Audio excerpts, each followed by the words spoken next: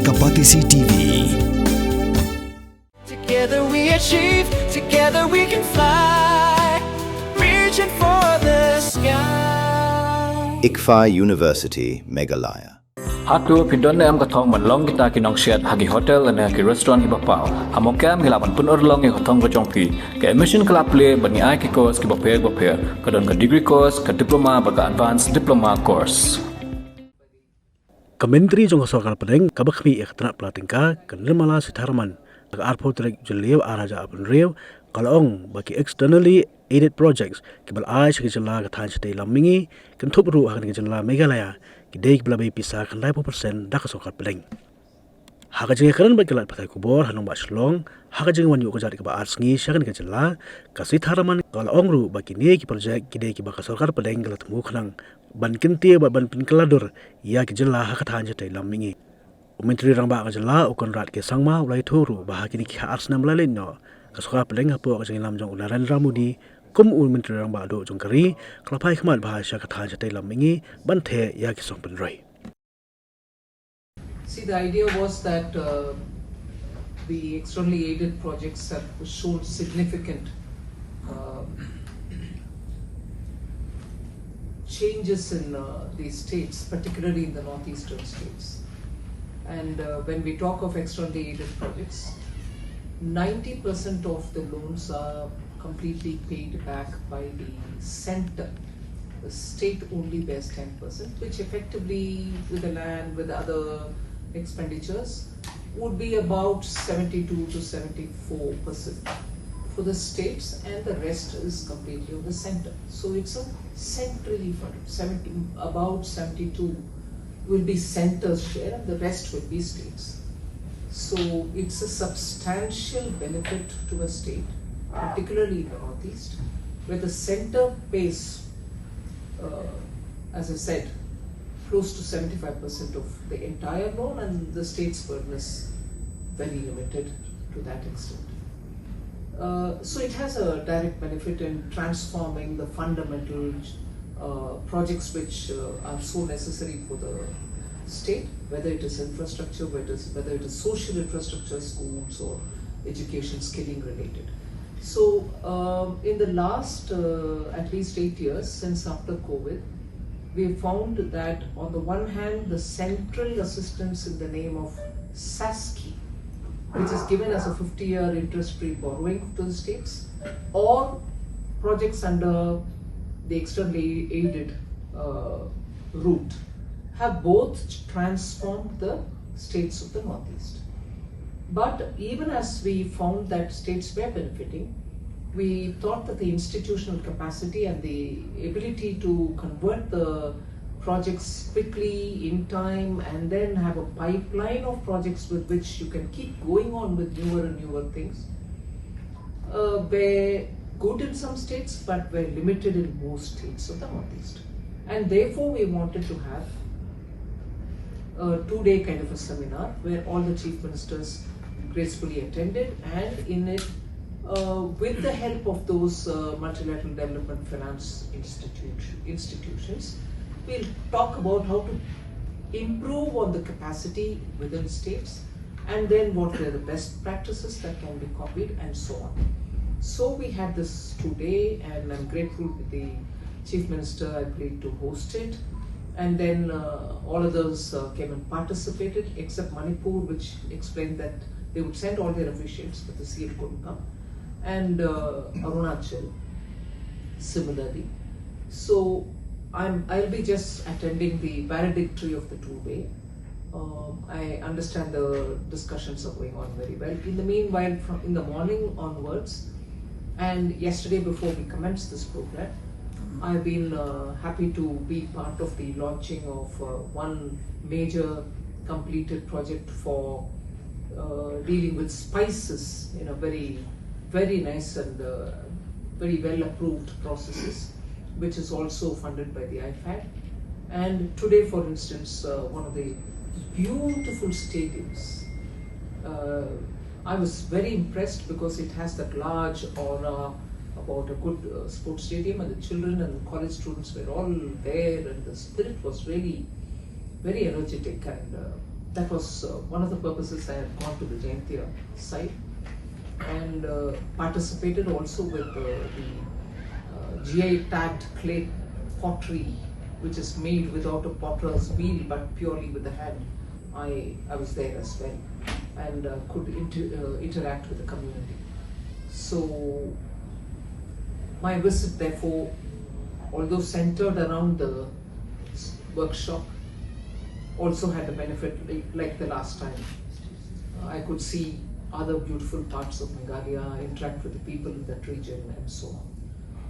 Well, I think Meghalaya set a pace for itself, and people are also actively participating in it. It's not just looking at major big constructions of roads or secretariats or sports arena. It is also touching the livelihoods of people. Most of the projects which are being invested in are either creating newer opportunities for them or ensuring that their products which are being made by these people are finding a global market, and also creating, I was amazed that the thought in establishing this agricultural value add products out of the agricultural products from Meghalaya. Successfully, the one which was launched yesterday in Riboy is being now taken to every block. If agriculture, particularly nature-driven, organic, fertilizer and pesticide-free products are the unique big thing about Meghalaya, to have such units, which I saw yesterday for spices, be established in every one of the blocks, means you're taking that value addition and also market creation to every block, and every farmer producer organization is going to come in. Yesterday, if I remember the data correct, 5,000 farmers would have been directly are being benefited out of this project, which means you can count the number of families which will be directly and indirectly linked. Now, if it goes to every block, therefore, similar numbers of farmers and their families will be benefited. So these projects and the choice of Meghalaya's routes to achieve growth is therefore not just infrastructure, not just connectivity, not just huge assets being created, but also touching livelihoods and bringing newer products to the markets, global markets that is. And that I think is a very balanced basket of things which can contribute to Meghalaya's growth. First of all, this funding, I don't want to use the word pamper. I want every state to benefit from capital asset creation. And this was a conscious call taken by the Honorable Prime Minister that states should be given assistance. And that is why we are giving the SASKI, which is, as I said, a 50-year interest-free asset creating money for investment, capital investment. And post-COVID, we wanted to make sure that the fundamental infrastructure of the states are supported. This is not a recommendation of the Finance Commission at all. But because the PM was very clear that unless states are supported for capital assets, the progress will be uneven. And therefore, we wanted to give it. And I am happy to hear a journalist tell me, how long are you going to do this? We will do it as long as states have at least a basic fundamental foundation for connectivity, for support mechanisms, for social investments in terms of schools, hospitals, and other institutions which can help in training, help in skilling, common facility for marketing, and so on. So, yes, that's the answer. The point of this two-day workshop, right? When you have to get the benefit of such programs, you need executional capacity within the states. States may have it, states may not have it, states probably are building that capacity and so on. Now, with the workshop that we have had, we are trying to say if institutional capacity has to be strengthened, either to bid for the projects or get the projects once gotten, how to go about executing within the time frame and without compromising on the standards. So if states have the machinery, institutional capacities, yes, or else you need to have somebody handhold you for some time, you get these assistance. End of the day, we want the people to benefit by quality assets which can help the communities and stand out as a signature addition to the state's properties which belong to the people. So I think that is where this 2-day workshop is focused, to give capacities to states. That's one of the weightage given to the various factors which together, given each one different weights, together decide on the formulation. That's not unique to Northeast. That's unique to the entire country. So I don't think I'll agree with you when you say it has done this for Northeast. No, it is part of the weights given in deciding the formula. For a state like Meghalaya, it will be very difficult for me to say this or that. But because there is activity in asset creation, building people-centric, infrastructure which is going to help them to, spread their wings. Whether it is investing in concert economy, whether you're looking at sports, whether you're looking at training young people towards, some of these new age industries.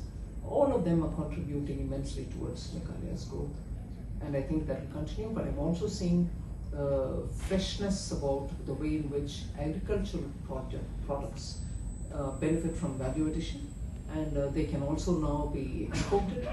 And export is not because we don't want to sell it in our country, but it fetches more price, gives you foreign exchange, and therefore every one of these sectors I'm able to see a lot of buzz. That if we have really seen any kind of real investment and development, it has only taken place in the last 12 years. It is only after the Honorable Prime Minister had taken charge as the Prime Minister of this country. During his period as Prime Minister, which is continuing, there was a special focus on the Northeast like never before. And that is the reason why we are seeing the kind of growth. If you look at the economic growth that's taking place in most of the Northeast, it is higher than the national average. And it's a result of the kind of focus that Honorable Prime Minister and his entire government is giving to the states in the Northeast. And if you look at it, this is the basic infrastructure investment required to be able to then take us to that level where then we can actually move forward. You also have to remember that all of these different aspects, I'll speak about both SASCI as well as EAPs. SASCI comes with reforms that you have to do. So it's not that you just do it and central government just gives the money. No, you have to achieve certain reforms and goals, and then Government of India gives you that money. In externally aided projects, these are top institutions and organizations of the world that give money to different countries. They have standards that are at international level. You just cannot get the money just because you ask for it. You have to prove that you are worth receiving that money. And hence there's a lot of capacity and work that's need to be done, and that's what Madam was mentioning, that we need experts, we need expertise to come in and improve it. And that's where works of consultants are coming in. I'm going to be happy to know that the local people who have now started being trained and are becoming the experts who in the beginning we had brought or we had to bring from outside, almost 90% today are people from our own state. They have been trained, the capacity has been built, and now most of the people who are working in these externally aided projects, except maybe few key positions, the general mass and the overall numbers are very much local people who have now been trained and they've been brought in. Mornings are always busy. Everything feels fast. I hear mom shouting and I'm trying not to be late. Outside, Shillong is already awake. Cars move slowly, horns are loud. It feels like everyone is in a hurry. Then the STEMS bus comes in, bright and yellow, always on time. The caretaker waves and I feel okay. Inside, we laugh and sing. We share snacks, we help each other with homework. It feels nice. My parents know I'm safe through the STEMS app on mom's phone. Because this bus isn't just a ride. It takes us to school, with friends, and a little bit of home. This is STEMS, our right, our future.